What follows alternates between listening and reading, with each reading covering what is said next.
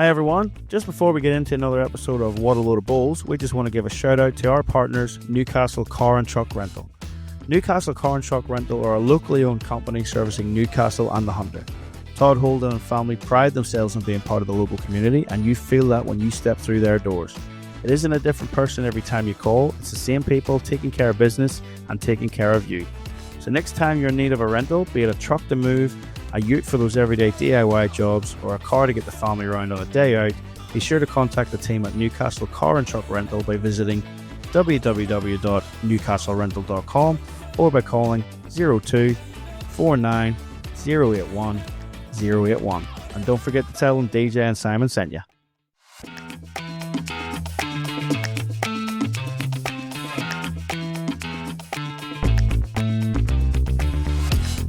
What a Load of Bulls, back again, folks. Episode 61. You're very welcome. If this is your first time, make sure you go back on Spotify and Apple Podcasts. Check out all our previous episodes. Some great insights from the pros and player interviews. Some great insights into coaching tips and things around the greens. And also plenty of hot topics that every player likes to talk about around the clubs. We dive into it. We love it. It's DJ here, Simon over there, the team behind the Bulls Academy. And off we go again. Episode 61, Simon. Brilliant. Cracking intro, DJ. How's your last 2 weeks been since the last podcast? Well, I've spent it all trying to get that intro right after the last one. We did have a few takes there, but yep. Just a 5 this time. We're going to have to start a blooper reel. Yeah, a good couple of weeks, mate. Not much happening. It's pretty quiet at the minute in terms of playing on the green. We don't have any club championships or anything happening. We're down to one green at the minute because of the construction. And I'm about to send my social bowlers over to another club to play for a couple of weeks, which is big shout out to Lauren Park Bowling Club here in Maitland. They are awesome. We've had a great relationship with them for years. We've held state pennants with them. We've held New South Wales Interzone with them back in the day as well. Great little club. If you're ever up in the area, make sure you check them out. But yeah, our bowlers are heading over there for 2 weeks to play. So nice. It's great to have that to fall back on it, you know. Yep. Especially coming up to Christmas, we like to put on the old half hams and banjo hams for prizes. Could you imagine if you caught them out? Oh my, uproar. There'd be a vote of no confidence, there'd be everything. DJ out. Yeah, you know. Yeah, it's bad enough the other local clubs don't like me. It's my own club and they need to like me. No, not much going on, mate. Yeah, we got the shout out from World Bulls. We're down to the World Bowl series, so we'll both be down there. Big news, listeners. So yeah, if anyone's in the air, I know Barham's a bit out of the way, but the final of the World Bowl series happening in Barham in the week beginning the 8th of December. That's the one. Kicks off. So all activities are starting from the 8th. On the 9th is practice day for the players. Plus they've got another Bowls for Brisbane game, which I believe is China versus rest of the world. And then all the main event kicks off Wednesday, Thursday, Friday with the World Bowl Series men's and women's singles champion to be crowned on the Friday afternoon. So should be good. And yeah, I think it'll actually be the first podcast that we've recorded while we're in person together. Side by side. Yeah, side by side. It'll be the 60-second episode. And we've lined up a few of the players that are participating. They're willing to give up 5 or 10 minutes of time to have a chat to us. So it should be a good one. Not quite live, but it'll be quite rough. It'll be rustic. It'll be everything in between. But yeah, it'll be good to hear from some of those players from around the traps. You know, some of the English, some of the Welsh things that got there, and some of the local Aussies as well. Maybe a Kiwi or Canadian thrown in there too would be good. Yep. And we'll have a chat to them. So yeah, I'm looking forward to that one, mate. Not as much now that I know you're coming along to cramp my style, but I'm still. It should be a good one, mate. Yeah, it should be. We're going to have a bit of a setup next to the green. So when we're doing the podcast, we'll hopefully have some bit of background of players playing, things like that. And yeah, it'd be nice to get down to Barham and see the guys there, see some of the members of the club and just see what that club's all about as well. And see what it's like hosting a big event. Series also. Absolutely, mate. And I know we've been doing something in private and you're not quite ready to announce it, but I'm going to do it. I'm going to throw the gauntlet out there. You, as the Bulls Academy, have challenged Blessed Coaching. We have. You have. No, it's You've called out Barry Lester. Barry's going to be there. So he is with the Blessed Bulls bumper. Yep. You're going to be there with the TBA targets. If we get lucky, we'll see some sort of a challenge between you and Baz with the TBA targets and the Bulls bumper, mate. So I'm really looking forward to that. I might even get that commentated on if I can. Who's your money on? So moving on.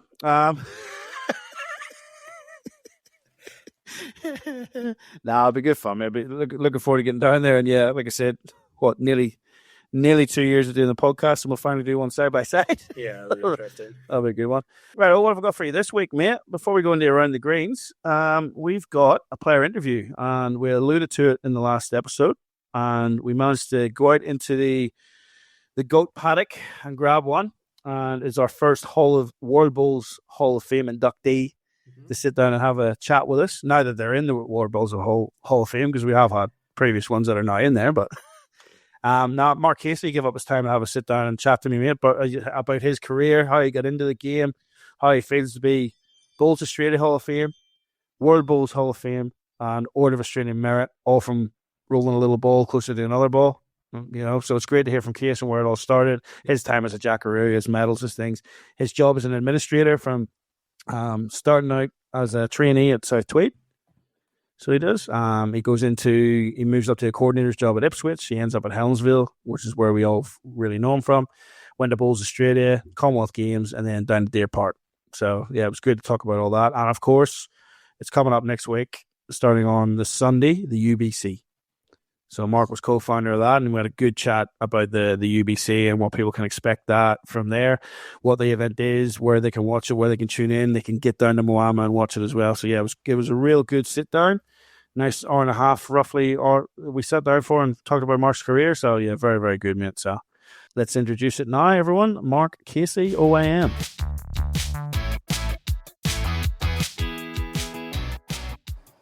Well, folks, we promised it last week, and here he is. Mark Casey OAM's joined us. Case, thanks for getting up your time, mate, to start with. So good to have you here. Thanks, TJ. Yeah, looking forward to having a chat. Thanks, mate. Great. Good on you, mate. We'll just rattle through a few of the main things to start with. So Australia Cap number 117, represented Australia 292 times. You're a state rep at Victoria, Queensland, and New South Wales, so the three states. Yeah, never thought about going to Tasmania, no? Nah, not quite. Yeah, quite. Stick to the three. Roughly about 300 total caps across all the states. World Championships, mate, you've got 1 gold and 4 silver. Commonwealth Games, you've got a gold and a silver.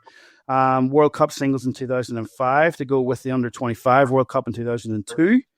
Asia Pacific's 3 golds, 3 silver, and a bronze. You're currently the head of Bowls operations at Deer Park and a co-founder of the UBC.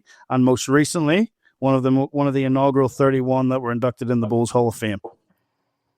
Yeah, obviously, that with the Hall of Fame, it was, as you know, you were there on the night. It was a special night for everyone that was there. But me personally, I think it was, I guess it's just a reward for, I guess, the time and effort that not only myself, but particularly my family have put in to my career. As we all know, this is not an easy thing to do, play bowls for most of your life. And to achieve what we've done over the years, it's you need a big team behind you, and that's what I had for many years, which we'll touch on later. But it was a special night, and it's a big honour, and something that we'll probably look back on in years to come, and always remember the night we had in Malaysia. Yeah, well, just while we're on that, so when did you find out? How was the information given to you? Look, Mark, you're going to be one of the first ones in. Yeah, I got I actually had a missed call from Brett O'Reilly, the president of World Bowls, while I was away on the Gold Coast, and anyway, I got an email not long after that from World Bowls and notifying me of the award and what it was about. So I called Brett to talk about what was involved, and he mentioned that I've been awarded this honour, and the presentation will be in Malaysia. So it didn't take us long to start booking some flights and accommodation, all that sort of stuff. And we were in Malaysia, and we had a great couple of days. Yeah. So how much notice were you actually given before the presentation? Did you have a month or 5 weeks, or was it only a couple of weeks? What was it? Yeah, no, it was like the middle of September, I think, roughly. So it was a good couple of months there that we could get time to sort out some babysitters and not all those sort of things at home, and get some flights booked. So it was good. Yeah, massive thing, man. Especially to be one of the first ones inducted. Like, it's something that we were crying out for in our sport, to have that type of thing. So, yeah, man. What was that initial reaction like when you finally realized what Brett was wanting? Like, what was the overwhelming feeling? Yeah, I couldn't believe it, to be honest. I was lucky enough to be awarded the honour for Bowls Australia, the Hall of Fame here in this country, and I was surprised by that. But to get the award or recognition on a world scale was incredible, and I just think there's so many names that probably were unlucky not to get called out this first time, but there's no doubt that they'll get their time in years to come, and I look forward to celebrating with them as well. But it was just a surprise, to be honest. But something that I'm extremely proud of. Yeah, awesome, mate. And yeah, it was great, obviously, having the wife over there with you too to be part of that. Yeah, of course. Yeah, she was. She was the one that sort of said that we can't miss it. It's an honour that you sort of look back on. Right now, it mightn't seem as big a deal, but I'm sure in years to come, the kids will understand a little bit more as well, and you get to share it with all the people that you sort of play with and compete up against as well. So it's it was a special achievement, great night. Oh, mate, unbelievable. I mean, gold medals at Worlds, gold medals at Commonwealth Games, and OAM, Bowls Australia Hall of Fame, now World Bowls Hall of Fame. There's not much left to tick off, is there? No, like my career was probably a little bit shorter than maybe what it could have been, but I feel like I've done enough playing wise. I'm still enjoying playing. I'm probably enjoying as much as I ever have, to be honest. But I'm really looking forward to sort of what I'm doing behind the scenes at club level, and we'll see where that takes me over the next few years. But it's just a sport. It's a sport that I have loved all my life and really passionate about, and it's given me so much. And I'm looking forward to sort of giving a bit back now. So it's going to be great. Yeah, for sure, mate. Well, like I said, we've touched on all those awards you've done, obviously culminating in that Hall of Fame, but take us back to the start. So where did it all start for you? Who, why, where, who got you into it? Where was the first place you started doing it? And what dragged you into the game, really? Yeah, so my dad was a Victorian representative. I grew up in Melbourne, so he was he played for Victoria, and my uncle as well, the Victorian representatives, and I sort of grew up looking up to Dad and seeing what he did in his time at Moonee Ponds Bowling Club. And back then, you actually couldn't be, if you're under the age of 18, you couldn't be a member of a bowls club. You couldn't play pennant, or you couldn't play anything.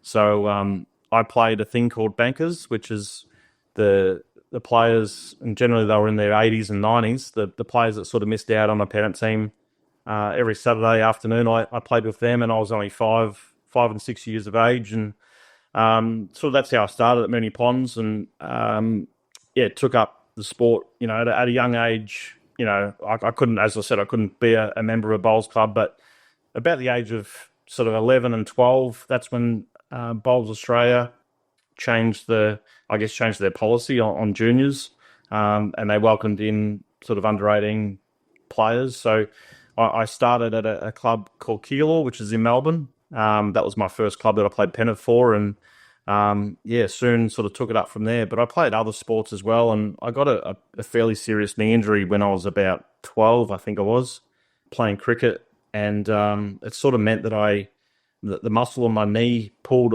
away from the bone. I couldn't run for about 12 months, so that sort of meant that I couldn't play AFL or cricket anymore, and all of a sudden practicing bowls 2 or 3 nights a week just on the side become a bit more serious, and that was the sport that I virtually took up from then on.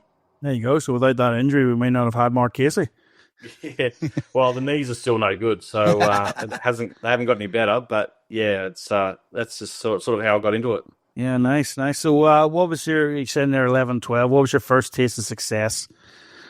Yeah, I was lucky enough, like as I said, Dad was a good player, and at Moonee Ponds at the time, they had a number of world-class players, to be honest. Mark Jacobson, who back in those years, he was probably one of the best players I've ever seen, but back then he was Victoria's number 1 player.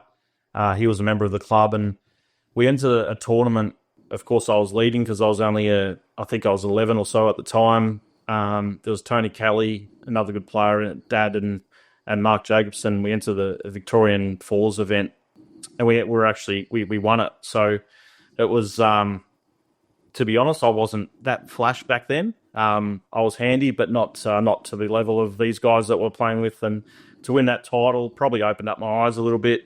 So I'm really grateful for Mark and the rest to sort of take me under their wing a little bit. And it was soon after then I started playing junior tournaments in Victoria and getting a few wins on the board there. So that was probably the event that sort of kick-started my career. Yeah, right. And then it wasn't long after that, I believe you moved to Queensland. Yeah, I was 15 at the time. It was something that Mum and Dad, I had some family in Queensland, and one of my brothers had a baby, and it was on the cards for a while, and I was sort of pretty much set here in Melbourne, and didn't want to go. So it was just one of those things. It was, unfortunately, I had some bad times. I lost one of my best mates, Brad Greening, who the listeners probably will know. He used to play for Australia, 325 representative, superstar, could have been anything.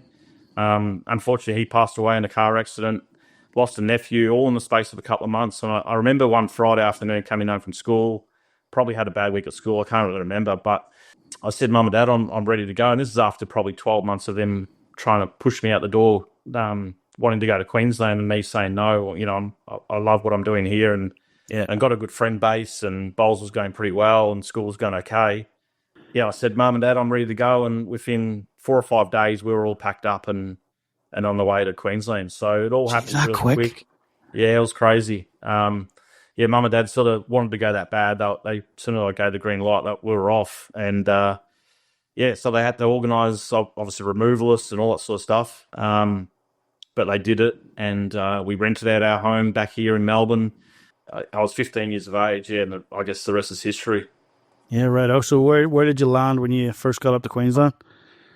Yeah, I was back then, as a kid, watching Jack High and all those sort of things. Kelvin Kerkow was my number one player. Like back then he was, I think he was the country's best player. He's just a superstar and professional player too back then. So you sort of look up to people like him, and I was lucky enough to land at his club at South Tweed. He was there. Yeah, he was the superstar there, and they had a number of other great players. Steve Glusson was there at times. Ian Dickerson from New Zealand, Sean Roach, Nathan Rice. It was a great club, and I was lucky enough to be there from my first years. And it was just a bizarre sort of situation. Not being a skipper at all. I sort of led in all the bowls events back here in Melbourne. I started skipping or playing back end in the junior ranks sort of my last 12 months in Melbourne, but they threw me in the deep end straight away. I was 15 and they skipped me straight away, which was I couldn't believe. Yeah, couldn't believe it, to be honest. And they put a rock solid rink with me. Like my dad played third for me. He was just sort of a good guidance. Put a couple of good solid players up front, and it was unreal. It was a great experience, and the trust I guess they put into me, I'll never forget it. And it was just a great club to be a part of, and we had a lot of success. And I put that down to Kelvin. Like he's just I guess he's a type of personality that everyone gets drawn to, and everyone looks up to. He's a superstar, and he was a massive help to me in the first few years in Queensland. Yeah, right. So did you just, the whole South Tweed thing, did you just rock up at the door and say, this is where I want to be because Kelvin's there? Or was there pre-contact with Kelvin? He was like, yep, come here, we want you here? Or how did that happen? Yeah, so virtually, I remember that it was the first weekend that we got there. Dad took me down to watch, the local pennant competitions. Obviously, Kelvin was there. And we moved into a house in Tugun, which is like near the airport, Gold Coast Airport, so not far from South Tweed as well. So it all sort of aligned pretty nicely. And then when I saw Kelvin live, I'd never met him before in person. So yeah, when I saw him live and got to talk to him, it was I pretty much made my mind up straight away. Yeah. That starstruck player as well. He wanted to be at a good club, a strong club. So it was probably the strongest club in Queensland at the time, South Tweed, and it just worked out nicely for me. Yeah, nice. Okay, so it's all kicking off there, straight in at skip. When was the first representative selection, and how did that make you feel? Well, I got picked in the Queensland team when I was 17. So the open team to play with Kelvin. I was picked to play second for Kelvin in his rink. So yeah, that happened when I was 17. Nathan Rice was in the rink and Sean Roach. So fantastic rink. 4 mates. So that was a real good time in my bowls career. So it was just good mates playing together. and younger people as well. Like I wanted to sort of be around, players my own age, and while I was the youngest, it was still, the other guys were pretty young as well. So it was good times, and Queensland Bowls was thriving back then, which they are at the moment, but it was just a really good side that had a lot of success, which was enjoyable. Yeah, absolutely. So it was actually, as a Victorian, it was actually Queensland to give you your first cap. Yeah, absolutely. I was picked in the my last year before I left. I made the Victorian Open reserve side, which was big in itself, and being a young 15-year-old in an Open reserve side was quite strange, to be honest. So I felt like I was close to cracking it in the Victorian side. Whether it might have been a few years later, I don't know. But it was Queensland where sort of my career kicked off. So that move to the Gold Coast really, it really made my mind up what I wanted to do. I wanted to represent Australia, and I wanted to go as far as I can. And while I didn't want to make that move initially, it was 100% the best thing for my career. Yeah. Nice. So while you're at South Tweed, obviously they looked after you. Did you get any sort of job working behind the bar or anything when you were age or whatever? What did you do for them to keep you there for a bit? Yeah, they put me through a traineeship. So that myself and there was about 6 or 7 other young, not all players, but some of the young players, put us through a traineeship. So I was doing full-time bar work. So it was good just to learn something different. Allowed me to earn wasn't a lot of money back then, but a few dollars to sort of spend and splash on the weekends with my mates. But it was just a good job to land at a nice bowls club, learn the ropes, and I was able to learn off others, which was the main thing for me. Yeah, nice. And then you had a small opportunity at Ipswich, I believe, too. How'd that come about? Yeah, it's funny, Like it was, they offered me a bowls contract that involved full-time bowls work as a virtually a bowls coordinator. I was probably only 20, 21 at the time, and back then, bowls coordinators really didn't. We're talking over 20 years ago. There weren't many around, so I thought it was fantastic, and I still talk about it to the day. They offered me, I think it was like $33,000 or something like that. I lived an hour away as well, so I had to travel there and back each day. Yeah, full-time job, and I was getting $33,000 a year, and I thought that was incredible. So I'll never forget it. I thought I was on big money back then, but it was just more of the opportunity too. Like I learned a lot off Ipswich, a lot of great people there, and they gave me my first opportunity to really get the taste for, bowls administration, what it's about, a bit of coaching. Worked with a lot of junior grammar schools in Ipswich and all that sort of stuff. So I owe a lot to them as well. Yeah, nice. So what was that like at South Tweed when you went in to tell them I'm off here up to Ipswich? How'd that go down? Yeah, it was at the end of my traineeship, and because back then, I was earning a couple $100 a week doing his traineeship, and they had Kelvin there as their obviously main marquee player, and I was only a young up and comer, so I totally understood where I stood at the club. It was just more of an opportunity. I didn't want to go, but it was more of an opportunity that at the time I thought it was a great one for me, and in the end it ended up being that way, to be honest. So it wasn't an easy conversation to have, but that was fully supportive of me, and it worked out well. Obviously Ipswich then, mate, but we know your name's synonymous with the Helensvale club. So how did that come about, you going to Helensvale? Yeah, Helensvale was a small club back then, which is hard to understand now when you see it now, but only a small club, and Brett Wilkie was employed he was the first one there as their bowls coordinator, and he did a fantastic job sort of recruiting a few players, and wasn't money related. Everyone just sort of wanted to go there because it was a new club on the rise, and that it just looked a place where you wanted to be. And my dad was one of the early ones as well, so there was at the time living on the Gold Coast, it just made a lot of sense to give that a go. And I was lucky enough to see the club from, where it started off to sort of, 15 years later to where it sort of got to is incredible. Like it was one of it is the best club I've ever been at.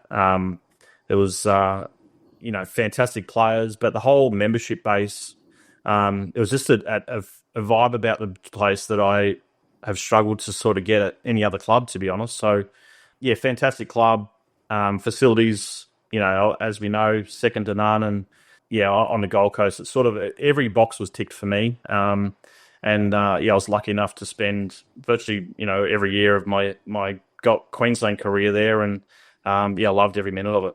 Yeah, mate, it was an absolutely gun team back then, wasn't it? Like, you took up, from memory, you took up most of the women's and the men's Jackaroos at that time. There was 3 or 4 of you in the squad, all playing out of Helensvale at one time, wasn't there?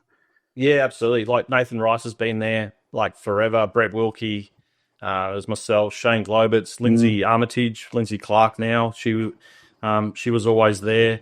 So yeah, fantastic, absolutely fantastic club.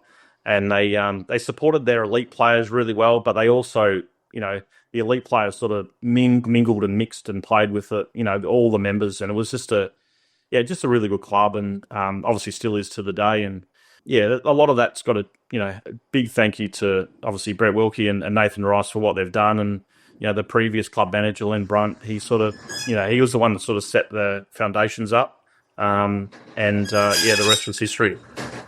So obviously going really well there at Helensville, made a few changes sort of came around, and that's when you got the best opportunity of your career to be a New South Wales Blue and go down to represent St John's Park, eh? Yeah, it was to be honest, it was just a bizarre thing that happened. We're all away.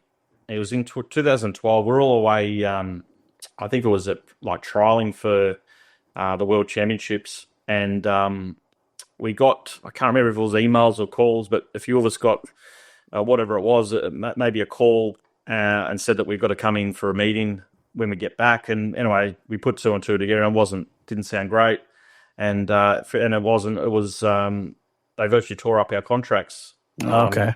It was due to the club was going through a multi-million dollar renovations at the time, and I think they were getting a bit of pressure, from the banks and whatnot to cut some costs, and the players' contracts were one of the first ones that had to go. So, I understood it was a bit of a kick in the guts for the players, but we sort of understood, and I was probably one of the players that decided to look elsewhere. Some of them stayed around, but I decided to look elsewhere, and I joined Broadbeach Bowls Club on the Gold Coast because I still wanted to live on the Gold Coast.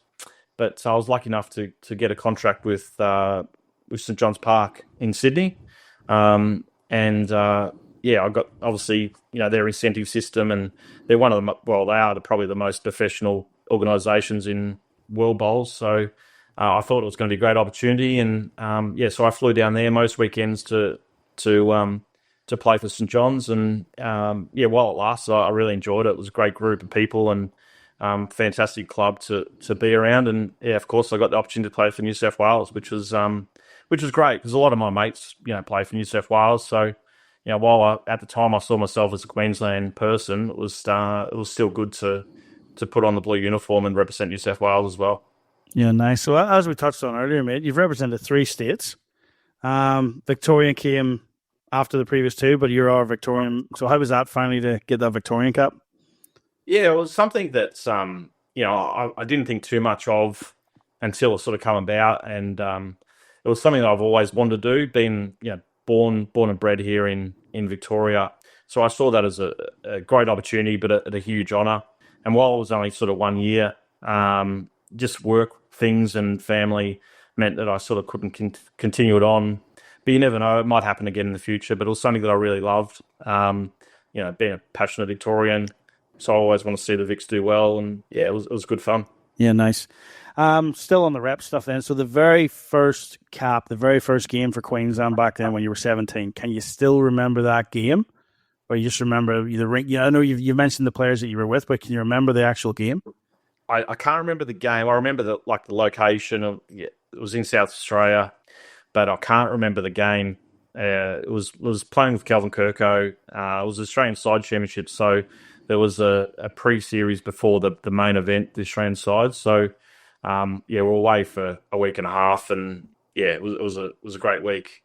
Back in 1999, roughly, wasn't it? So how long after that what year was your first sort of Australian representation then? Yeah, a few years later, I think it was in 2003. We toured the UK. I think we were away for about 20 days. So that was my first taste of sort of international stuff. And I was around about, I think I was about 21 at that time. That was my first time, yeah. So, and of course, 3 years later, I was able to play my first com game. So I guess it all happened pretty quickly. And I've got to thank, the people around me.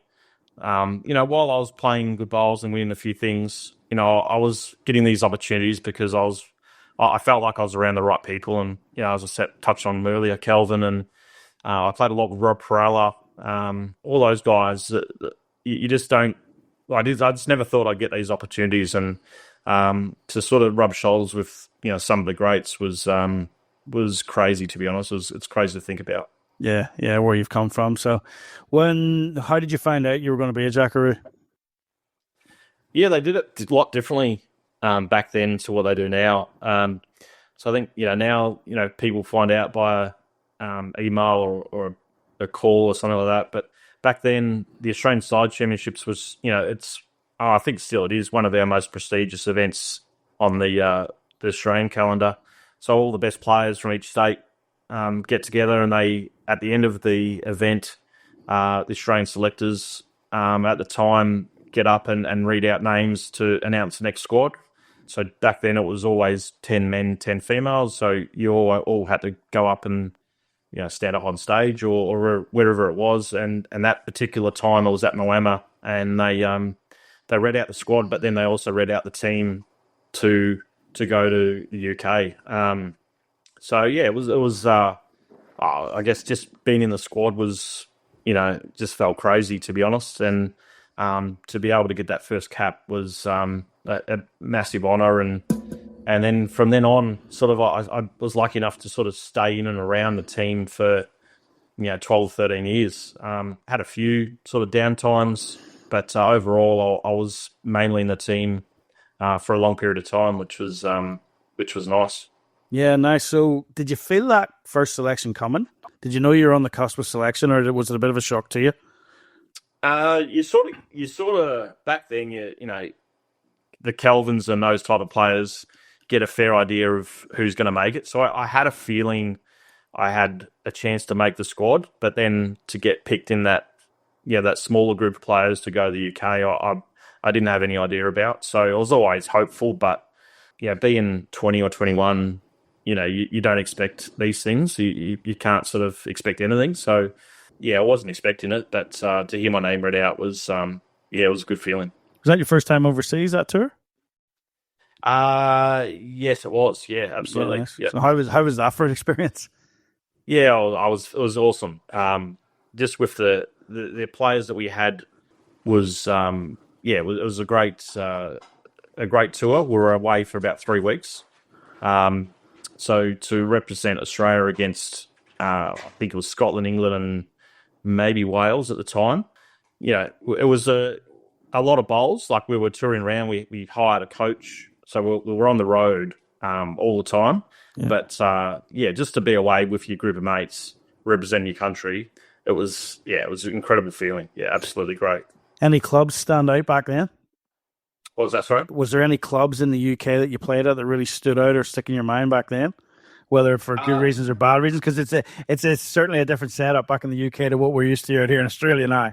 Yeah, completely different. Or I remember the weather being not great, and the obviously the greens, when Australian players say their greens are running 10 or 11, they're dreaming, as you know. The real 10-second greens are over there, and like, they are slow, and they can be wet, and it was hard. Like, we for the first part of the trip, we sort of struggled, and then as we adapted to the greens and the conditions, and we learned how to play a different game style, things got better. But the clubs over there, they certainly don't compare to a lot of the bigger clubs here. But it's just a different scale, isn't it? Like, it's a lot of volunteer-based bowls over there. Yeah. Volunteers run the bar, 5 till 7 sort of thing. There's no There's no gaming machines. There's none of that. So it's just a different scale of bowls and of facility over there. And but obviously some fantastic players in the UK. Like they're still the benchmark, to be honest. Australia might be number one at the moment, but all the UK countries are right on the tail. So yeah, some super players come out of the UK. That's for sure. Yeah, 100%.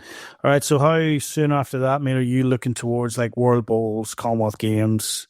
Your debut was 2003. You were saying on that UK tour. So the next thing would have been World Bowls 2004, and then Commonwealth Games 2006. Yeah, that's right. You didn't make World Bowls in 2004, am I right with that? But you made Com Games. Yeah, that's right. Yeah. So 2004. I didn't. It was definitely something I didn't expect. Yeah, you always want to make every team that you're sort of in the hunt for, but it was something that I had a feeling I'd miss out, because I think they used this UK tour as a bit of a development process for me, which I totally understand and really grateful for. So my first big major, as you say, it was the 2006 Com Games, which was in Melbourne. Like absolutely incredible it was. Yeah, well, let's go back to the selection of that. Bit nervy wanting that, probably as a Melburnian. You're probably really, really wanting that selection. So what was that process like, and finding out that you've actually made that side?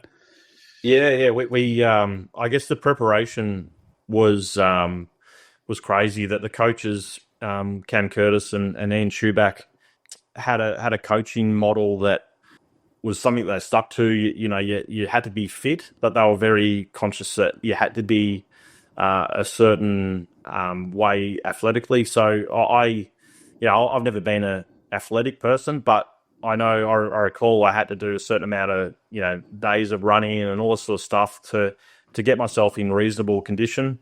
I just recall that the preparation being really, really hard. We trained it on the venue at Darebin here in Melbourne.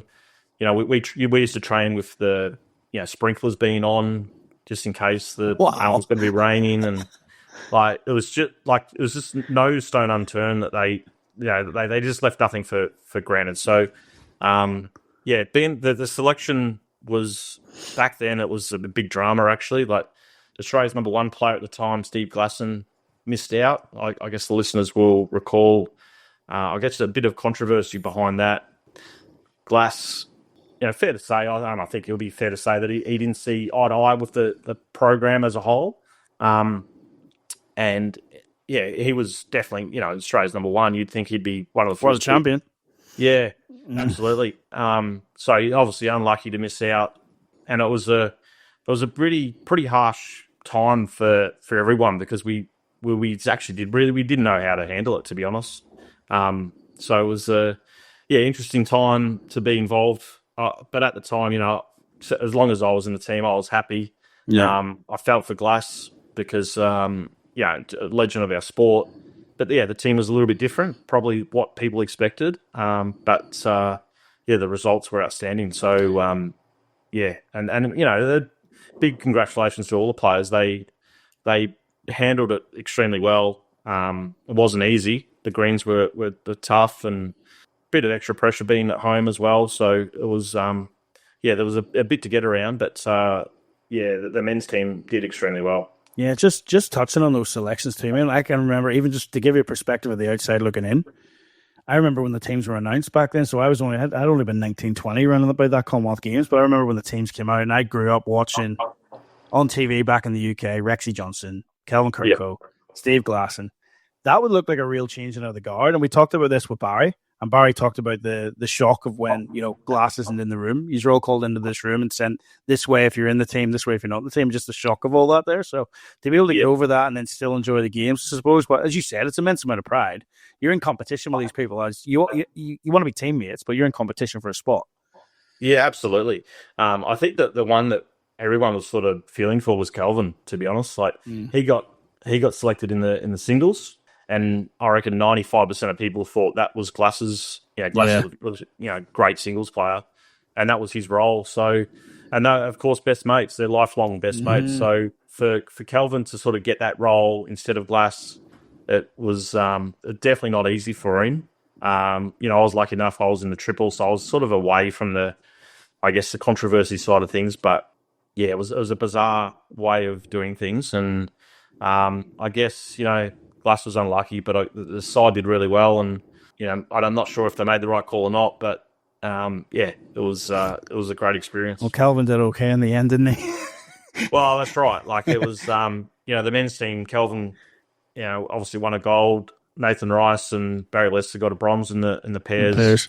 And Billy Cornell's turtles, and I got gold in the triple. So it was just a unbelievable feeling, to be in Melbourne, being a Melbourne boy, friends and family. My mum and dad were still there, still alive then.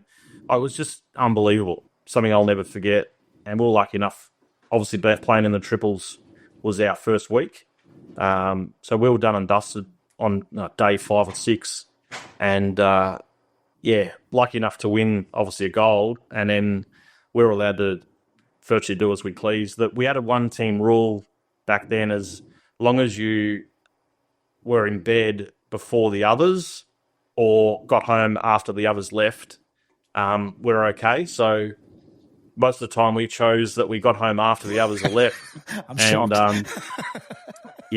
And of course we just had to go and watch, which we wanted to do anyway. So it was just we were running on adrenaline, to be honest. 24 years of age, winning a gold medal.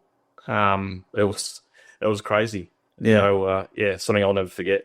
Yeah, absolutely, man. And then standing on top of that podium at the home games, can't get much better than that, can it? No, I can't. And it took a bit of work too. It wasn't easy. We made headlines, unfortunately, for a wrong reason. Australian bowls team loses to Kenya was one of the headlines after day 1.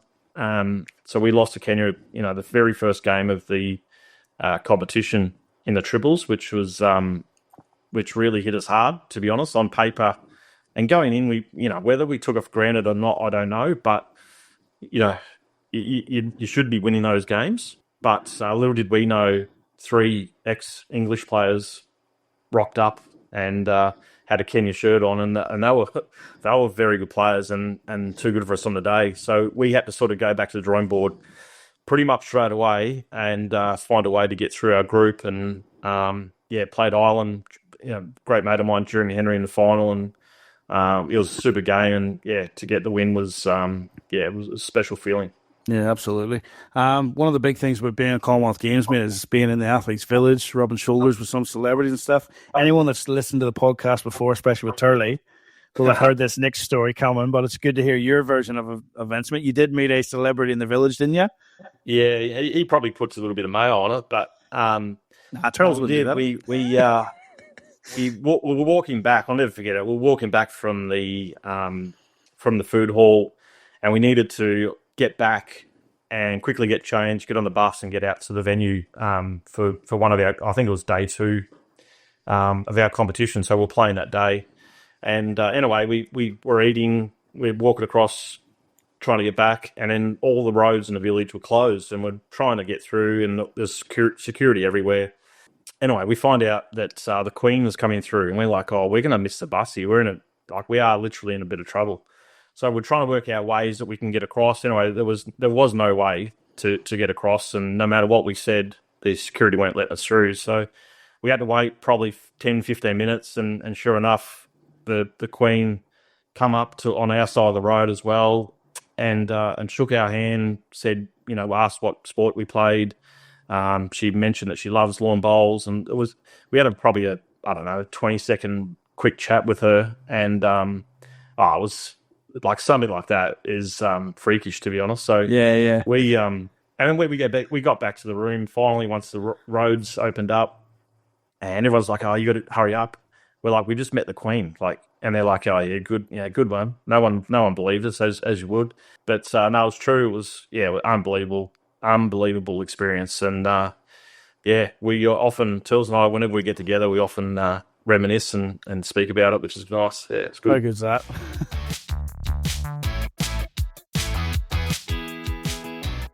A Max bowling green canopy isn't just about comfort on the green, it's about investing in your club's future.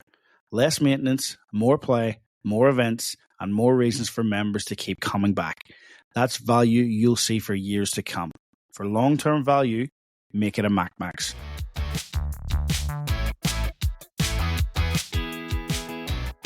Right, from there, mate. India was the next Commonwealth Games for you. So how did that differ?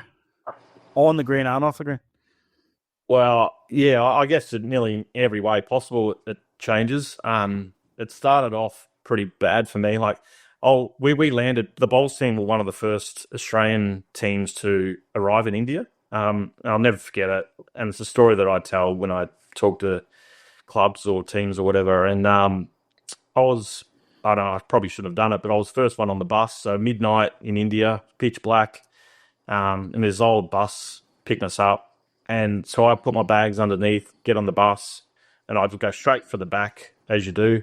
And he was this young, well, he looked really young, probably 15, 16, a young fella just dressed in normal casual clothes with holding a machine gun pointing straight at me. And at that stage, I was about 2 or 3 meters in front of him, and I've just screamed and ran back off the bus. And anyway, so it worked out. I actually, and back then it was like terrorism was quite a big thing, and I was actually contemplating not going. It was something that my wife would probably I think she nearly talked me into it, to be honest. So if it wasn't for her, I probably wouldn't have gone. So I was, fair to say, I was packing myself before I got there, and the first thing I see is that, and I was absolutely terrified. And anyway, so it works out to be this young fella, 15, 16-year-old, he was our team security guard. And no one told us, no one mentioned anything about it. And of course, from then on, this young fella was with us from morning through to the end of the night, which was fantastic. But at the time, it started pretty poorly for me, but it didn't get much better, to be honest. Like the whole experience in India was different than Melbourne. The village, the rooms, the beds. Yeah, it was just a different experience. The crowds in Melbourne were, we probably had 3,000 or 4,000 most days. And in India, we were lucky enough to have a big group of family with us. We probably had 30 or 40 in our supporter base from the Aussies, and I think all up, I reckon they'd be stretching to be 100 people there watching us on most days. So yeah, right. It was just a different experience, but one that I look back on and obviously never forget. And I enjoyed myself, but it was just it was completely different. And to win a silver medal, looking back now, it was a great result. But there was a time where I struggled with it, to be honest, for a couple of years after. We were lucky enough to win our semi-final, which we shouldn't have. I was skipping against Robert Newman, good friend of mine from England, and anyway, I was matched down at the time. I converted the head, but gave him, I think I gave him like 30 feet to draw the shot. Jack went back, my bowl went out. Anyway, so I was nearly going to just hand the bowl to him and concede. So I thought, oh no, I'll let him play it. He deserves it to win properly. And he let it go, and the green was pretty bad. Like, it was slow and tracky and bumpy. Anyway, the bowl, we're all using wider bowls, but anyway, his bowl just didn't turn, and we had to call an umpire, and the bowl was out. So he had 30 feet to draw a shot to get into the gold medal game, and didn't do it, which meant we got through. And it was just a weird feeling. I'll never forget it. We just felt, well, I know I myself, but we probably didn't reset after that game. We sort of went into the gold medal game. We didn't sort of stop and start again, sort of thing. We sort of felt lucky to be there, and in the end, South Africa in the final were too good for us. But if I had my time again, we'd certainly do things differently. And that was something for a couple of years I sort of had to get my head around. And I just wish things we should have done things differently. But I guess it's all experience, isn't it? It's interesting to hear you say that it took you a couple of years to get over that. Yeah, obviously, like to win a gold, like win back-to-back gold. I know Aaron Wilson does it now all the time. He makes it look easy, doesn't it? But to win back-to-back golds was something that rarely ever happens, and it's sort of an opportunity that I particularly thought we let slip.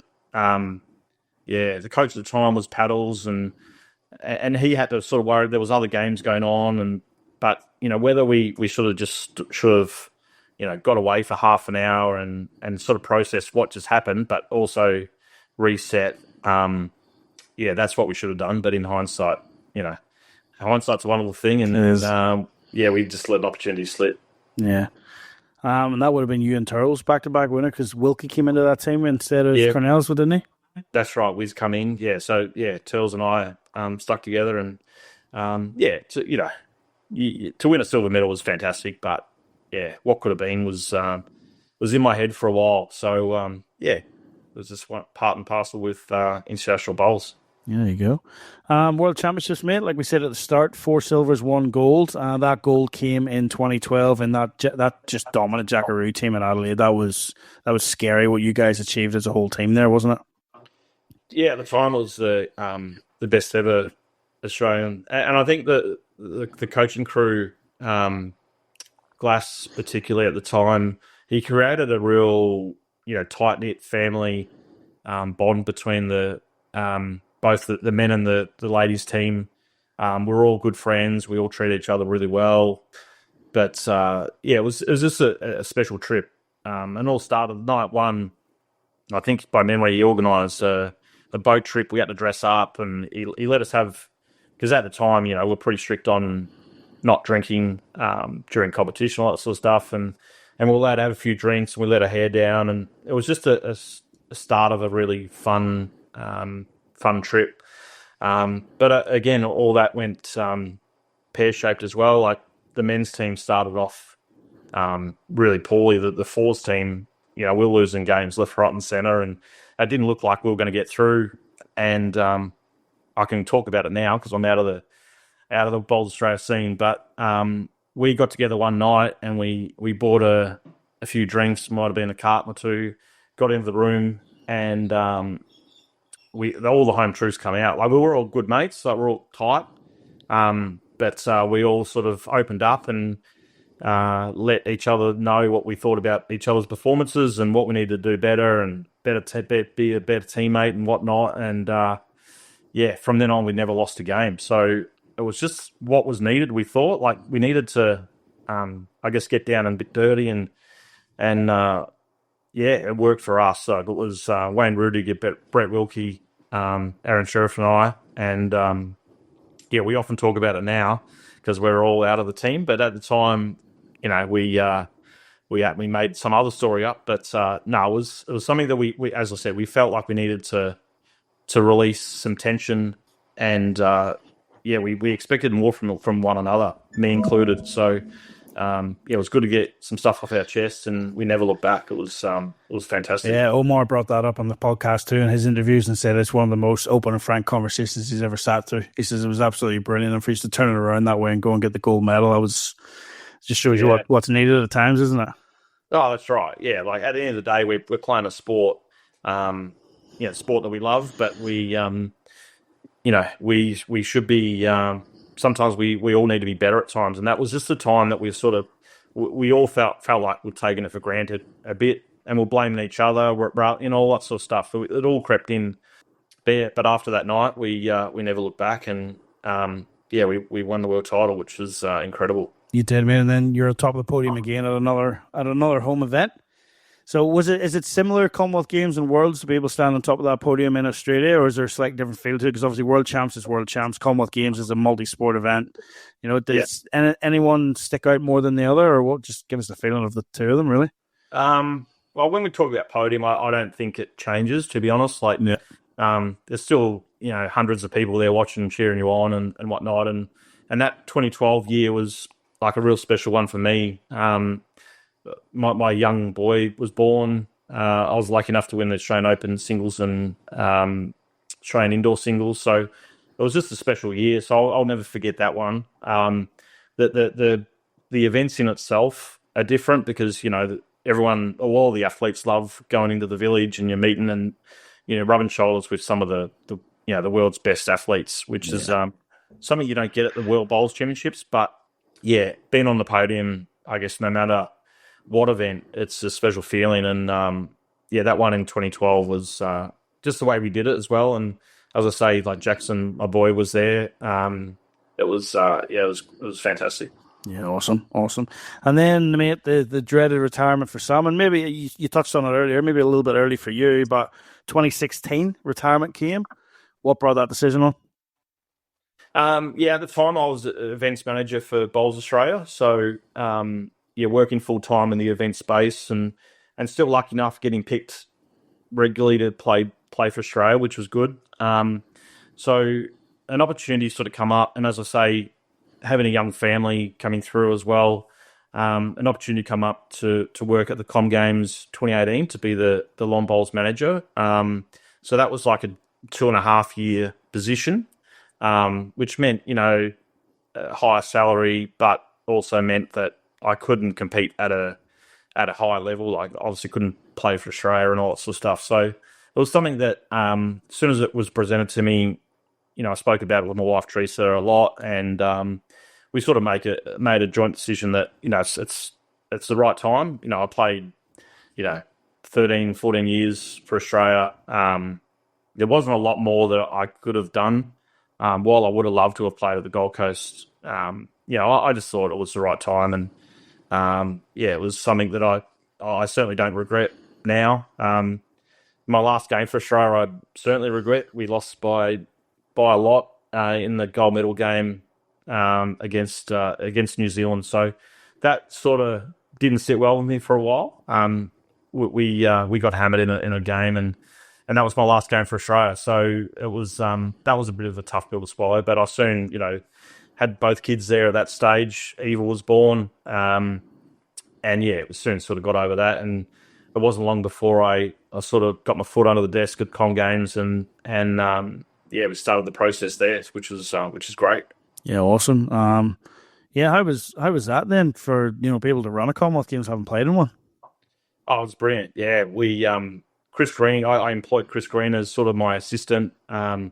Claire Turley was on the team, and another sort of sports expert, Brittany. So she's a Canadian girl, and she came out to help with a lot of volunteers and put a lot of processes in place that she's used from other games experiences. So she was on our team, and I believe that we ran the best Com Games that there ever have been. So it was all smooth sailing. That Broadbeach were a great hosts, and their venue got updated, and that legacy sort of continues on now, to be honest. Yeah. While they're still going through updates now, but that exchange from what they were to that modern facility was because of the Com Games. So it was a great experience. I've still got lifelong mates now from other sports as well, who either managed other sports or as part of different departments in the Com Games, and you just met a lot of great people. And both Chris Green and I, we often talk about it, how it was a couple of years, but it was it went so quick, and when it all ended, it was a bit of a downer, to be honest. So it was hard to move on to the next one, but it was super time. Yeah, we loved it. Yeah, awesome.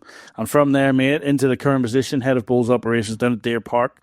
Talk us through that opportunity, moving back to Victoria. How big of a decision was that? And where you are now?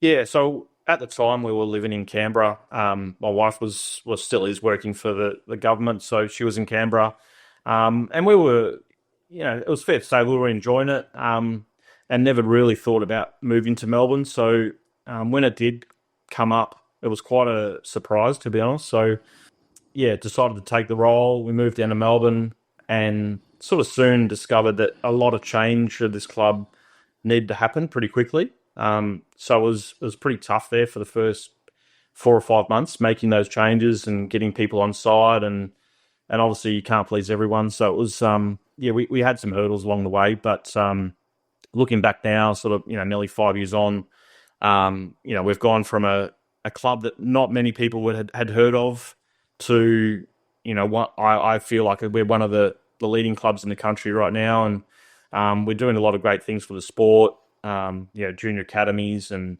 we won 2 of the last 4 Premier League titles in Melbourne, state pennant. So there's not a lot that we haven't done down here now. So to look back on that now is, I'm super proud of the whole club, and something that I'm grateful for. It's a super club, and looking forward to seeing what they can do over the next next few years as well. Yeah, I'll certainly pay that. I'd never heard of the club till you went there.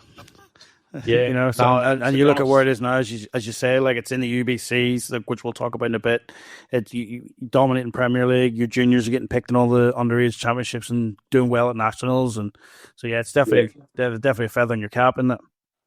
Yeah, absolutely. It was a club that I personally hadn't heard of until they sort of come into the UBC, and I come down and have a look at the venue. The venue, back then was outstanding.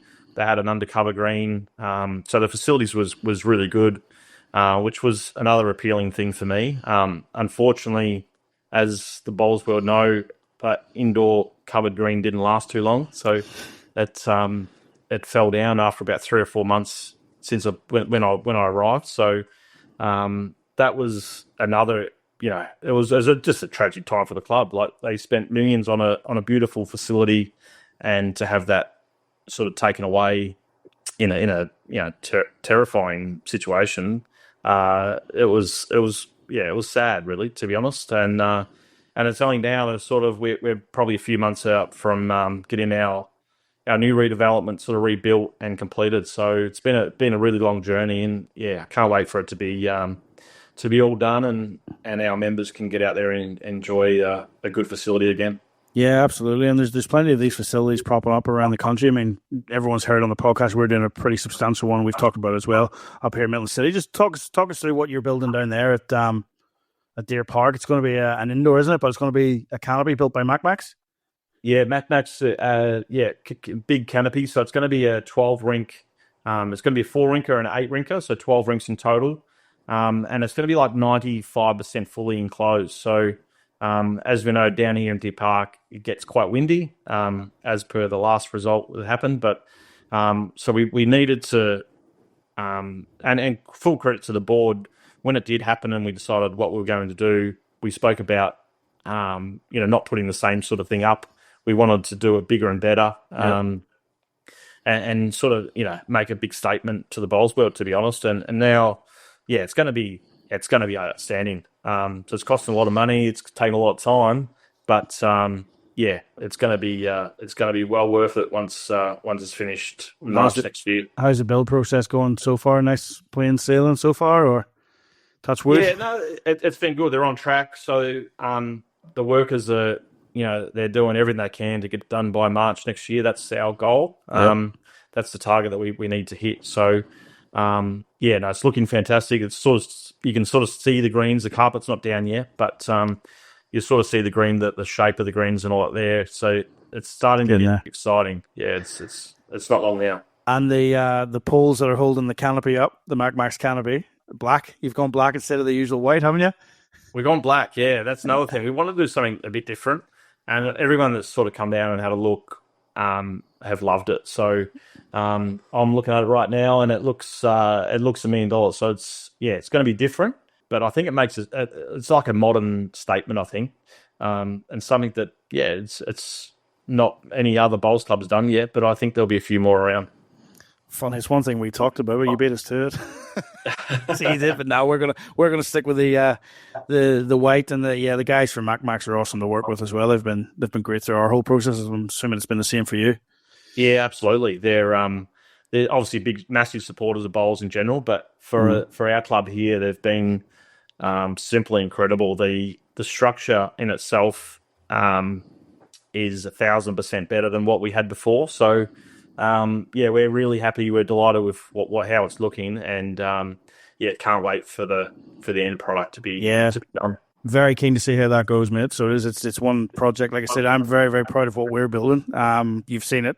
We're all biased at our own clubs too, but I'm very interested in how yours is going to turn out as well. Because again, from talking to the guys, the guys at MacMax are pretty happy with how yours is going. So very interested to see how it turns out and see the finished product. So hopefully get down there and have a look at it with you at some point. Let's just the last sort of thing with Deer Park before we move on to a few other things, mate. You've established that academy in 2024, and it's booming. You've got juniors coming out of your ears, haven't you? So it's one of the real big shining lights of the club, particularly over the last couple of years. There's one area of the club that I identified was just before Chris Green got here that we lacked in juniors. You know, we were competitive. We were successful in major events, and we had sort of, international players and marquees coming, but having, no juniors was an area of concern. That and female participation. So in both areas, our female players have gone from, I think we had 2 years ago, we had 7 or 8, and now we're up to about 25 or 26. So that's been a massive plus for us. But the academy is something that's given, I feel like it's given a lot of life to a lot of members. Everyone's positive about it. They all love the kids. They're down here on a weekly basis, most Tuesday nights practicing. Yeah, they've just done so much for our club. They've been great ambassadors, and now we're sort of starting to see, I guess, all the work we've been putting in together, the results of that on the green. So, yeah, it's extremely satisfying to watch. The likes of Harry Coleman and Addy Ryan. That's probably 2 of our first ones that we got on board. 2 of the most beautiful kids you'll ever meet, and it's going to be really satisfying for not only me but our whole club to sort of sit back over the next few years and watch their journey, because they're 2 of the brightest lights we've got in not only Victorian bowls but Australian bowls at the moment, I feel. Yeah, very good. Not only that, but you're getting some reps for Norfolk Island as well, I see. Yeah, Ellie Dixon is another one. She moved over to do to go to uni here in Melbourne. Another one, just a superstar young girl, but she's played in World Bowls competitions, Commonwealth Games. So at the moment, she's our shining light on the world scene, to be honest. And, yeah, nice. While she's representing Norfolk Island, we're treating that as our own. So we promote it in house. We have Norfolk Island flags up on screens and all that sort of stuff. And yeah, she plays for in my rank midweek pennant. She plays in our second side in the main weekend pennant. And she's just getting better and better. So yeah, they're the 3 sort of senior ones, and then we've got Cooper and Jocelyn Sutton, who've only just joined us a few months ago, and they're going really well. And a new player who's actually a superstar footy AFL player, Michaela Allen. She's in the Western Bulldogs Academy, so plays AFL. Only 14. She's only just started not long ago, and she's got huge potential. So those 6 kids, that they form our academy, and it's something that we don't really want to get too big either. So if we can get another maybe handful, we'd be really happy. But we sort of we want to focus in having that personal touch with these kids rather than having 20 or 30 of them where we sort of don't get to spend too much time one-on-one. I get lost in the crowd a bit type of thing. Yeah. Yeah. So if we can get to 10, I think that'd be probably the sweet number that we will stick to. And as I say, the kids are going super. Yeah, nice. Mate, as an administrator, as we've touched on, you've pretty much worked as an administrator since you got into the game. With that traineeship at South Tweed, then coordinator's gig up there at Ipswich. So plenty of experience around there, mate. But do you still get as much out of the sport on that side of it as opposed to on the green? Are you still getting the juices flow for that too? It's not just fill the time until you can play again. Yeah, absolutely. It's as you probably know, it's a different type of feeling, different type of reward. When you can deliver a big bowls event, it's a different type of satisfaction than winning, a world title, for example. But those bowling days at a high level for me are well gone. So to sit back and watch these kids grow and develop, for example, is something that I'm really looking forward to. I'm loving at the moment, but I'm just excited about, where they're going to get to. Because, I want to be that one to be able to sit in the grandstand and say that I've had some involvement, whether it's small or big, with these kids, because I know they're going to make it. It's just a matter of time. So yeah, the answer is yes, definitely. It's really rewarding. It comes with its challenges, as you well know. The good times definitely outweigh the bad ones. Yeah, every bowler's got to be 3 personalities, don't they? yeah, different crew. Yeah, they can be. All right, mate, moving on to the big thing then. So next week, you're off to Moama. UBC Ultimate Week's coming up, mate. So let's talk more about the UBC, how that came about and what we can expect next week. So you're the co-founder of the UBC. How did that all come about? Yeah, so we were, it was in New Zealand. I was coaching the Gold Coast Hawks actually at the time in the BPL. and a good mate of mine, Kiwi, Mike Carroll, was watching, and anyway, he said, "Oh, I want," he's a businessman, smart guy, and he said, "Oh, I want you to, we can get together and start our own events." And I'm like, "Oh yeah," At the time, I thought, "Oh, this is a bit wishful thinking type of thing," but no, he wanted me to design something that's different than every other competition. So I went away. Once I realised he was serious, I went away, and it took a few months to sort of develop something. But I like watching a little bit of darts from time to time, and with darts, as everyone knows, after every dart, the score changes, and I thought that could be an interesting way to go with bowls, with touches, and so the score isn't going to be 2-3 after 5 ends. It could be, in our score, it could be 65 to 50, for example, which is quite a normal score. So I just wanted to change the scoring around. The rules of the game are still pretty similar, but the scoring is completely different. So yeah, you got more opportunities to score, whereas in a normal game, for a non-bowler to watch bowls for a long period of time, the general thought is it could be quite boring and dull to watch. Whereas in our scoring, it's something's always happening, and it's. Well, I'm about to play my first event next week, but I've got a feeling, talking to the players in the past, it's fun to play, but it's also really entertaining to watch. So, it's. I feel it's quite exciting, and the way to go forward, the short formats has obviously taken over, and we feel like our product's right up there with the best of them. Yeah, absolutely. It's certainly what we're seeing, especially coming to Commonwealth Games next year. We've just had the World Cup where they ran that format. It's going to be 5 end sets for pairs, which has come from the BPL, 7 end sets for singles. So it's definitely the shorter format's what's going to bring people in. It's worked with cricket with T20. So absolutely. Yeah, by all means, but it certainly is a great initiative. How long did it, after you've come up with that initial idea, had the chat to Mike, this is what we want to do, how long till you got it off the ground?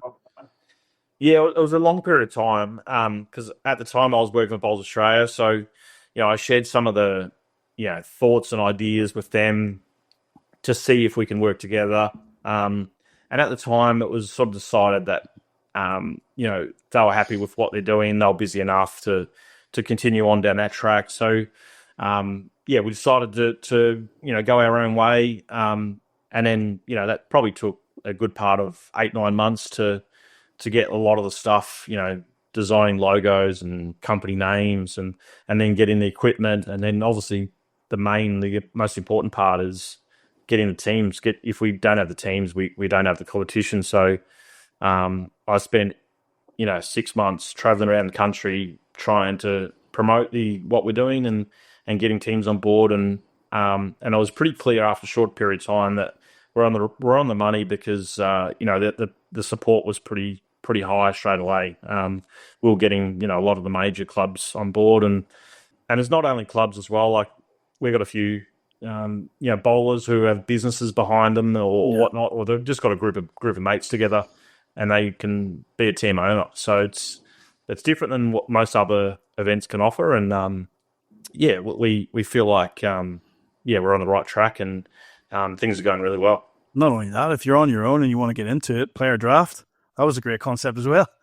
Yeah, well, that's sort of come from, obviously I'm a massive AFL fan, and I love, this time of year, every year is around the draft time. And as an AFL man, you sort of tune into the draft, and it's pretty exciting where players can go and end up. And I wanted to sort of do something a bit different. So that's where the draft come from. And it's good. It's quite interesting on draft night. If you're into the draft, you could get picked up from any team. You're not guaranteed anything. So it's just another different part of it that we love.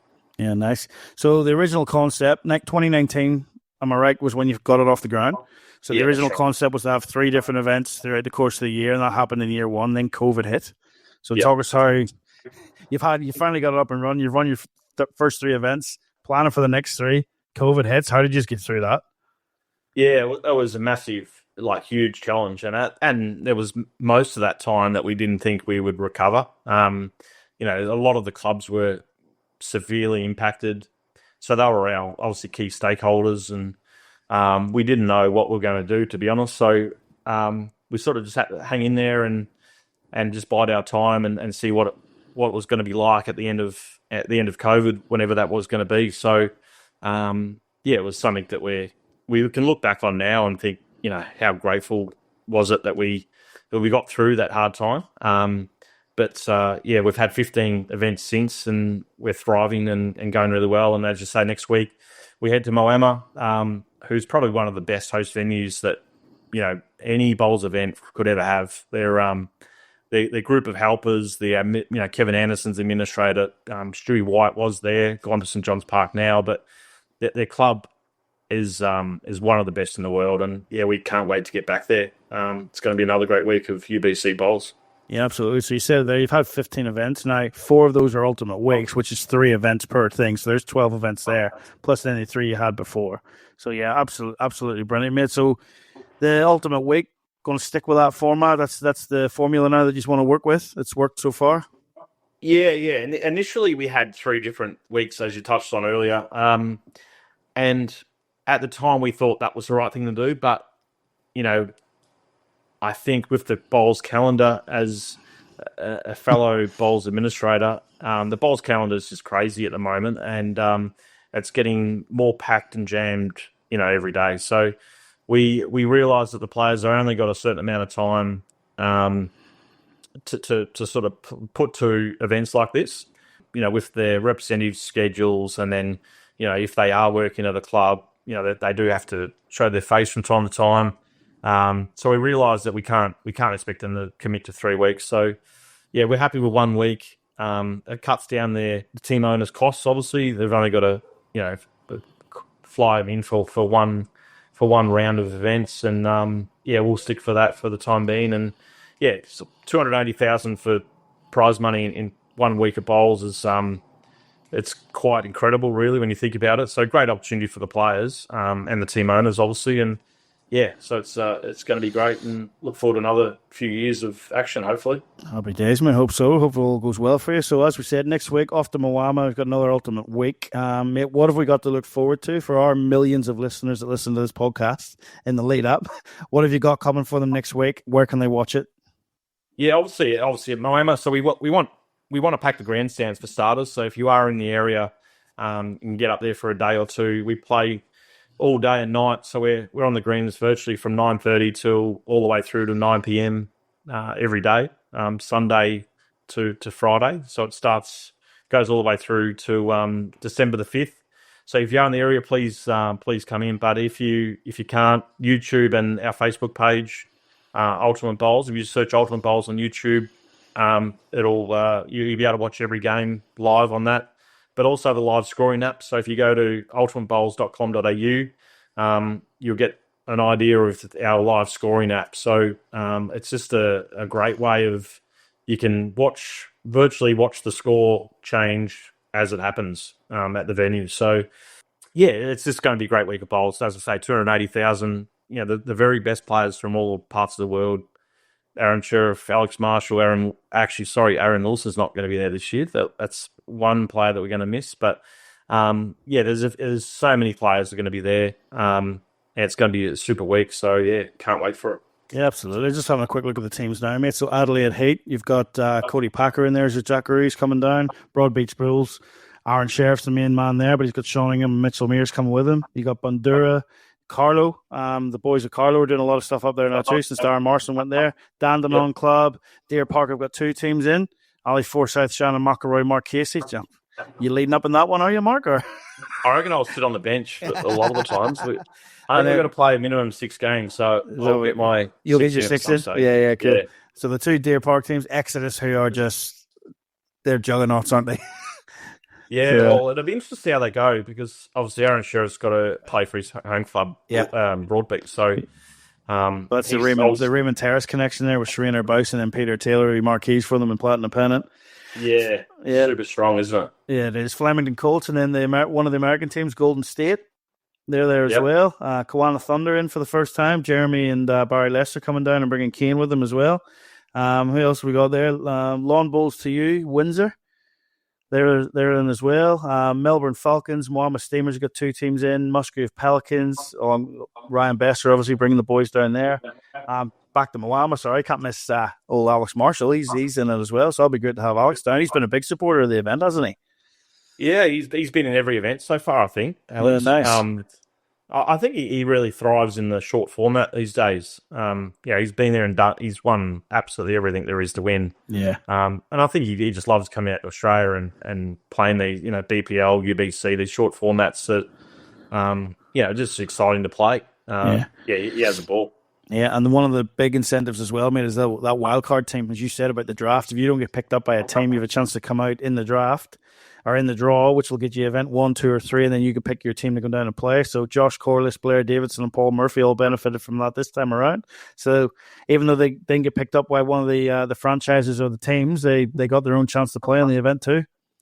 Yeah, absolutely. That's just the added little part of the draft that, if you don't get selected, you can be the lucky one to get drawn out, and then that's your right to pick your players. As long as one rule is one of the 3 has to be a female player. So we're very much focused on trying to get as many ladies in the events as possible. So we'll showcase some more great female players, and as I say, it's going to be an exciting week. And personally, it's my first time I've been able to play in it, so I'll be a bit nervous getting out there and trying to work out the scoring quickly and all that sort of stuff. But really looking forward to it.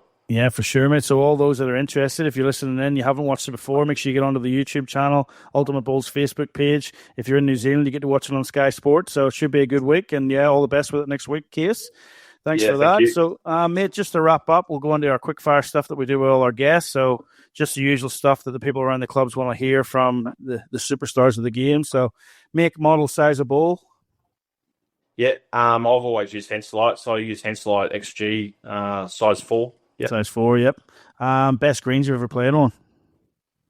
I think everyone says that number 4 green at Broadbeach. Yeah. It's always good. I unfortunately I don't play on it that much anymore, but there's got to be that one or the greens in Adelaide. Lockley's Bowling Club in Adelaide were always quick and smooth, and they were flying back then. So I'm guessing that they wouldn't have changed a hell of a lot these days, and nice. They're probably some of the best ones. Nice. Favorite player to play with? There's obviously been a few, but I think over the last 10 years of my career, a lot of it has been with Aaron Sheriff, and I rate him when he's at his best. Simply there's no one.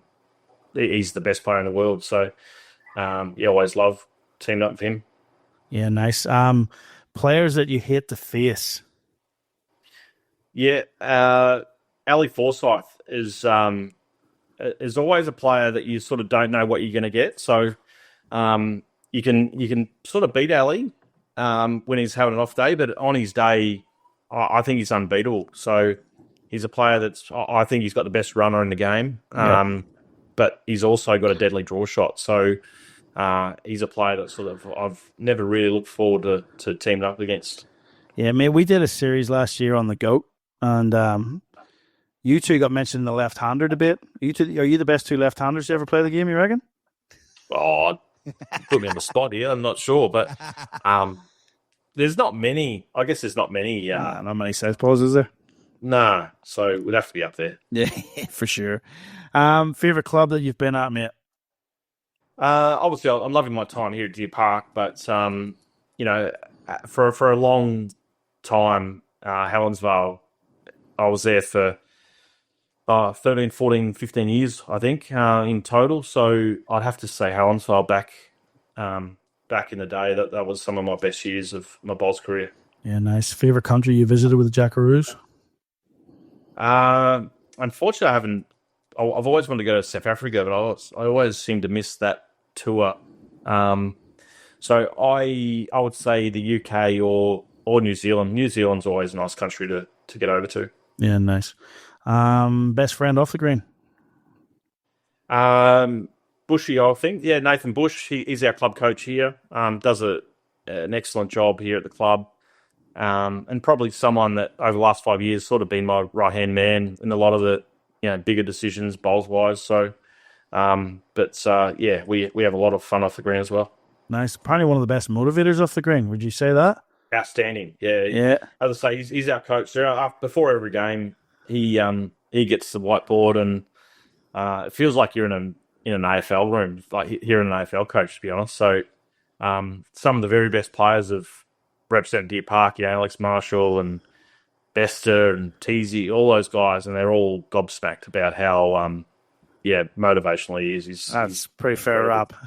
Yeah. Pretty fair rap, so it is. Right, any hobbies off the green?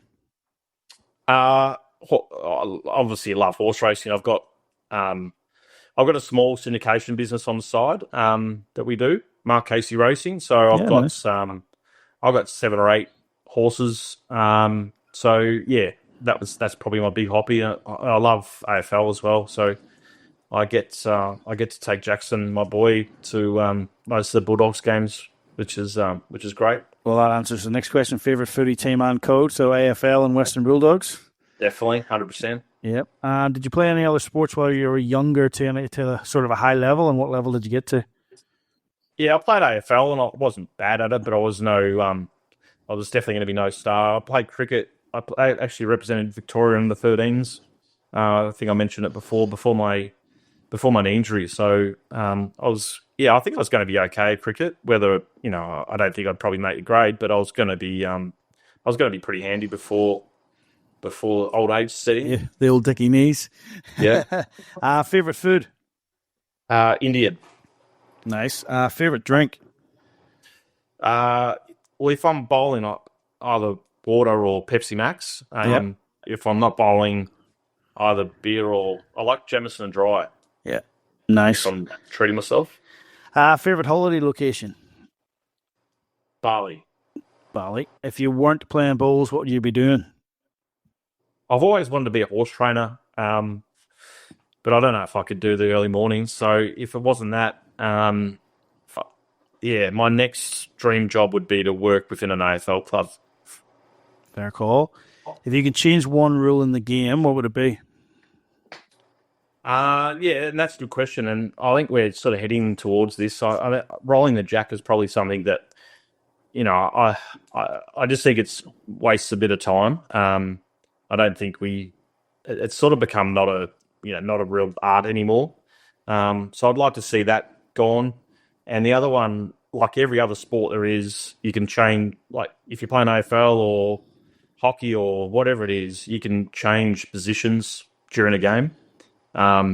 Whereas in bowls, you can't. Sort of, if you get picked as a skip and you're playing terribly, you're skipping the whole game. Whereas I think it'd be good to be able to rotate within your rink. So it's got a different dynamic, isn't it?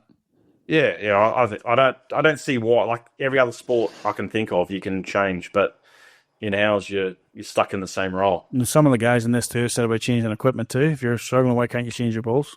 Change tennis rackets, change things like that. Footwear and all that sort of stuff. Yeah, exactly right. Yeah. Absolutely. What advice have you got for bowlers out there aspiring to be the next Mark Casey?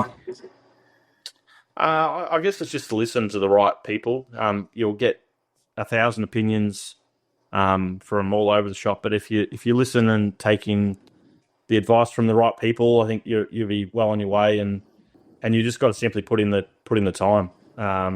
Nothing comes easy, and I remember when I was a young kid, I'd be really upset if Dad come home from work and wouldn't take me down for a roll up for a couple of hours, even though I've gone 4 or 5 days already. So you just got to put the time and effort in, and that's what you need to, and goes for any sport, to be honest. So time and effort particularly when you're a younger player, to be the best you can. Yeah, nice. And the biggest one of the day, mate, rate the What a Load of Balls podcast out of 10.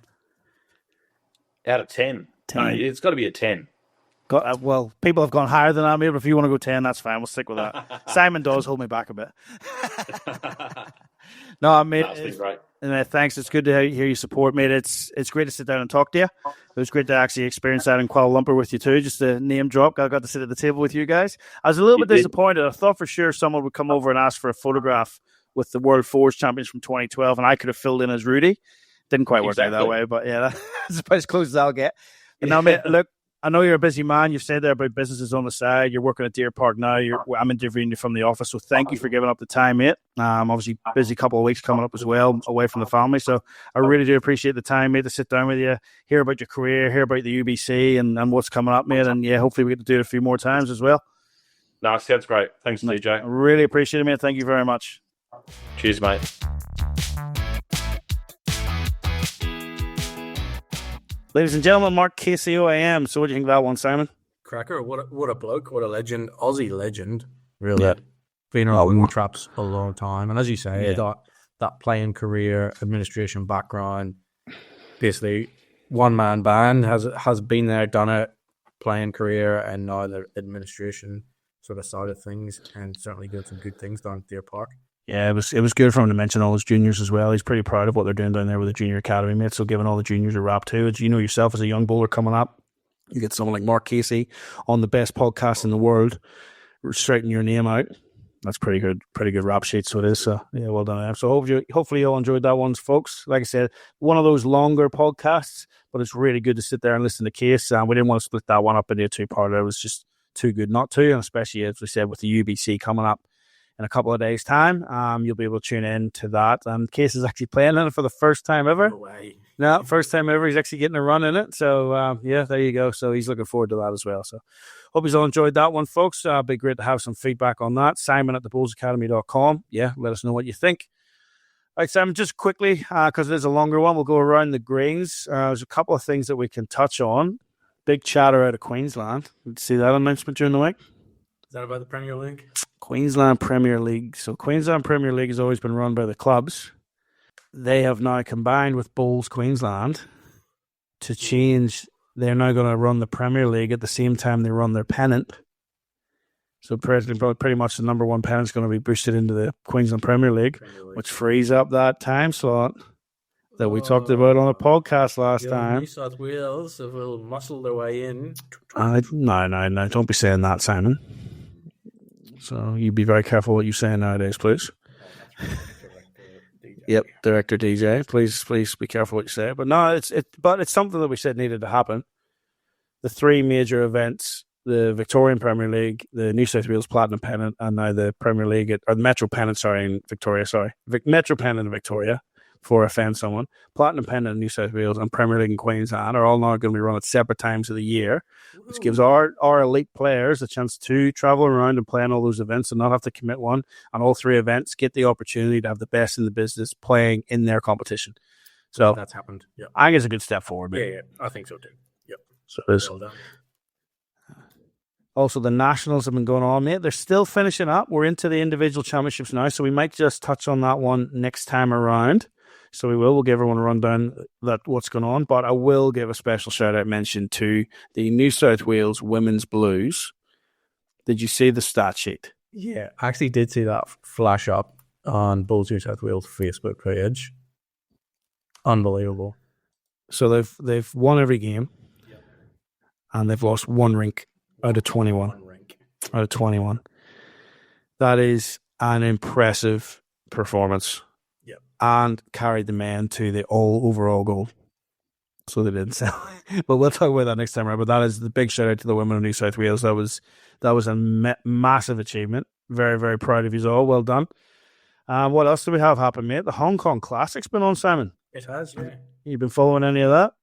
I've been keeping a little bit of an eye, as my mum has been actually telling me, because one of the girls that's been representing Ireland is actually from my mum's bowls club, so knows her very well, and she came over playing, and yeah, I was keeping a little bit of an eye, but haven't seen any sort of latter stages. Okay, well we'll get into that then. So Hong Kong, you get a lot of local players playing in that, so you do, as well as the overseas talent. Usually Ireland, like you've mentioned, Ireland will send a couple of men to play in the pairs, and then in the singles they'll send a couple of women. You get the Welsh there, the English there, the Scots there, Canadians there, the Kiwis there. And yeah, so they've all gone out there to participate in that. So in the singles event, the women's winner was Dorothy Yu. Dorothy was one of the local entrants, so she's come from the SBIA. I'm not 100% sure what that is, Simon, but yep, that's where she's come from. So obviously local talent around the greens, knew what she was getting up to there, and it's benefited her there. In the men's final, we had double Commonwealth Games gold medalist Daniel Salmon from Wales up against Aidan Takarua from New Zealand, and it was Aidan that got through that one on a tiebreak. Well done, Aidan. One of his first big events, I believe, with the Kiwi. So nice win there for Aidan, and he will be down in Barham in a couple of weeks' time at the World Series finals. So he will. And then there was also the pairs events, like we said, mate, and Scotland contested both pairs finals. In the women's, they were up against the World Cup winning team from Hong Kong, China, but they got over them on the tiebreak, so they did 2-1, Scotland to win that one. And then in the men's, it was the old rivalry, spitting bricks again, Scotland versus England. And it was Scotland in straight sets in that too. So Scotland with the double pairs win there over in the Hong Kong Bowls Classic. So well done to all them. It is a great event, mate. We were never lucky enough to play in it. But it's used quite a lot, especially with where we were from, as a development type thing to give some people that international experience. Like you said, there's young Zoe Manish was there. Playing in that one, so she was, and then Sturdy Bennett and Simon Martin from the men's. So yeah, good to see that happening. Well done to them, and well done to everyone that participated in the Hong Kong Classic. Long time event, mate. It's great to see it still going, so it is. And what else, mate? World Junior Championships.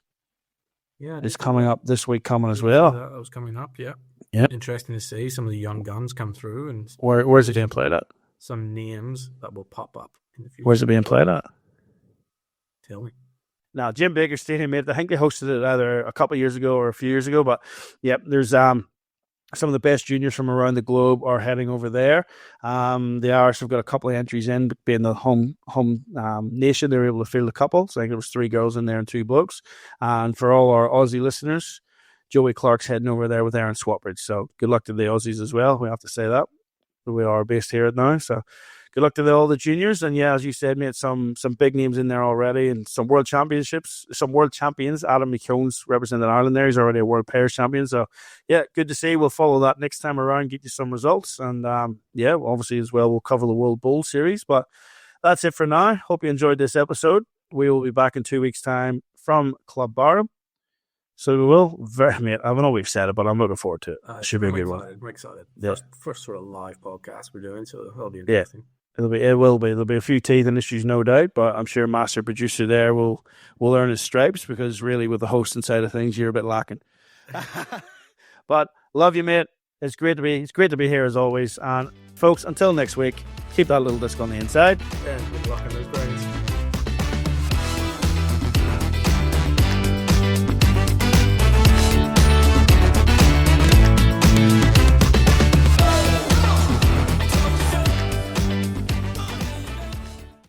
The views, information, or opinions expressed during What a Load of Bulls podcast episodes are solely those of the individuals involved and do not represent those of any group, organisation, or employer associated or affiliated to individuals.